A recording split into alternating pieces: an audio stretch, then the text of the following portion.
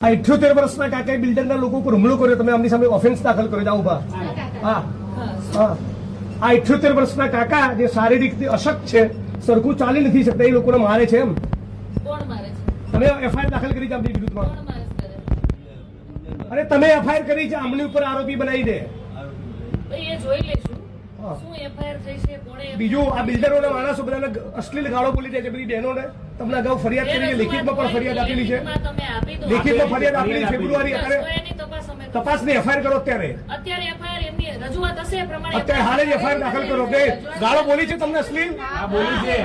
એક જ વ્યક્તિ બોલો શાંતિથી, કેમ કે તમે 100 જણ બોલશો, હું એક જ સાંભળું છું, એટલે શાંતિથી રજૂઆત કરો. બીજું તમારા કોચરબના ઠાકોરવાસમાં દેશી દારૂનો અડ્ડો ચાલે છે. એ રેડ પડાવી દેશું. મળી બીજું બાબુ ઠાકોરનો બીજો કોચરબમાં દારૂનો અડ્ડો ચાલે છે. ત્રીજો અડ્ડો ચાલે છે ઇંગ્લિશનો ઝાલાનો. ચોથો ચાલે છે કોચરબમાં ભીલવાસનો. કેમ ચાલે છે એ જવાબ પૂછવા આવે છે. કેમ દારૂના અડ્ડા ચાલે છે?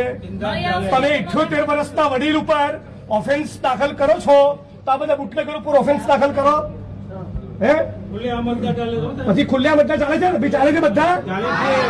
હા, પછી વિશાલ મહેતાનો અડ્ડો ચાલે છે. કેમ અડ્ડા ચાલે છે? જવાબ આપો.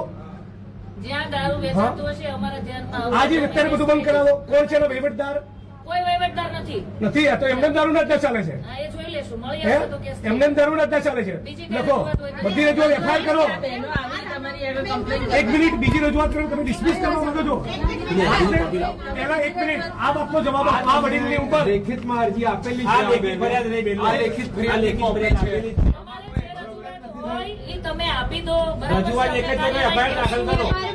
જ્યાં દારૂ વેચાતો હશે ત્યાં મળી આવશે તો કેસ કરશું. બિલ્ડરને મળે ત્યાં સુધી કોઈ ફરિયાદ થઈ નથી. કાલ સવારે મને ફરિયાદ નહીં જોઈએ.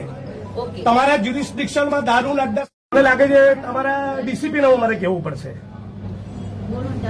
તમારા પોલીસ ઇન્સ્પેક્ટરને સમજાઈ નથી રહ્યું ઓફેન્સ દાખલ કરવાનું. સ્ત્રીઓને અશ્લીલ ગાળો બોલવી એ ફોજદારી